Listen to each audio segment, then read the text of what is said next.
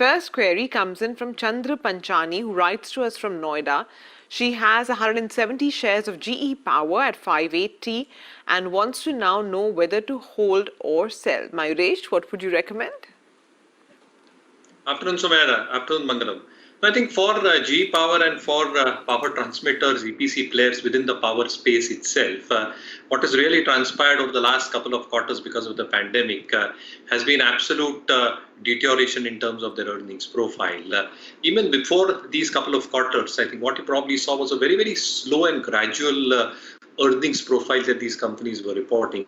So I think A, the order flows have to be far more consistent. B, I think the execution thereof has to improve quite drastically going forward as well.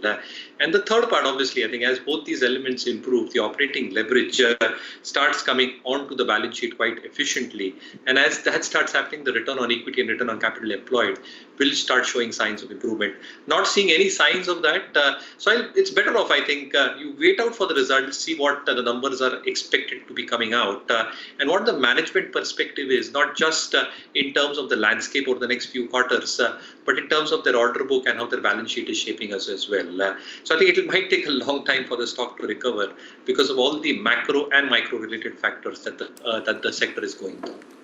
And Mayuresh, I'd like your view on V-Mart, because fundamentally no such problems as far as the business is concerned. The cost leader has a fair amount of loyal customers, has shown growth. But valuation-wise, it is expensive, extremely expensive, has been expensive for a while. That is number one. Number two, now with Reliance Retail raising so much money, everyone is wondering whether there could be an impact on all the other listed retail players as well, and Avenue Supermarts being one of them. So how does one approach a stock like this fundamentally? No, absolutely, Mangalam. And I think that clearly put out in their earnings notes as well, not just for Q4, but for Q1 as well, in terms of the lockdown pressures that they probably witnessed. So even if the stores were operational to a large extent, and some of their stores are obviously shut, but I think the large extent in terms of their operating stores and the operating expenses did take a toll in terms of the operating performance for the quarters during the pandemic lockdown. Now, as things have started to unlock, I think what probably happens in terms of store operations and the limitations that they had been put down in the lockdown period on apparel and the other stuff, excluding grocery, I think that should start coming back. The second element obviously is footfalls. So the footfalls should start resuming back as well, with unlock measures being conducted at this point of time, both in urban and semi-urban areas as well. The third, I think, the entire restructuring exercise in terms of their stores, the D-Mart ready stores that they are enhancing their presence with, specifically in areas like Mumbai, Thane, Navi Mumbai. I think that model should start working out pretty well as well. And you're absolutely right. I think from a cost perspective, I think the cost dynamics in terms of the operating revenue per square feet, the EBITDA per square feet, and the inventory management that they do is exceptional. However, I think the valuation perspective probably still remains on the higher side, and it's exactly mapped in terms of earnings delivery. So our own sense is that how the earnings delivery shapes up will have an entire view in terms of how the re-rating happens because of higher multiples. They do have a very, very significant liquidity position of 3,000 odd crores and a very, very strong balance sheet. But our own methodology suggests that earnings should improve. EPS ratings a little bit slower as per the only methodology.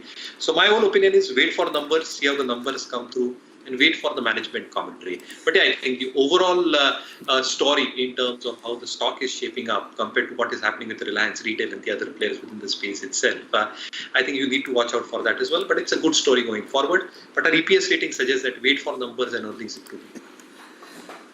All right, fair point. Is there any other retail stock that you like apart from Avenue Supermart? Because there is trend. There are a lot of, very few players in this space. There's V-Mart retail as far as the other apparel retail is concerned as well. But now with Future Group, going out or being out of the investable universe for the understandable near future, how do you view this space and what do you like? Very interesting space again, Mangalam. And if you largely look at the contours that the space is offering at this point of time, V-Mart again typically becomes a tier 3, tier 4 kind of a player. And yes, they also had their own issues when the pandemic was going through. But again, I think inventory management and how they're able to come through in the next few quarters with festivities coming through will be critical. But I think for the space as a whole, I think what Reliance Retail is probably doing, the future group deal that you talked and spoke about, what has probably happened in terms of investors coming through onto the retail platform as well. I think that creates credibility in terms of structural strategic investors coming through on this platform. The second element, obviously, as a setup becomes how JioMart will get ramped up. All the small shopkeepers, kirana walas, will get a 360-degree approach in terms of both the supply chain being addressed as well as the expectations of product pipelines being available to them as well.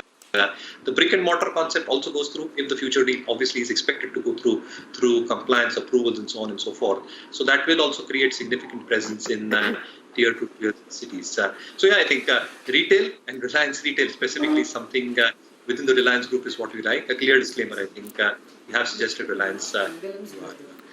All right. Thanks very much, Mayuresh and Rahul, for joining in and for taking our viewers, through your thoughts on these stocks.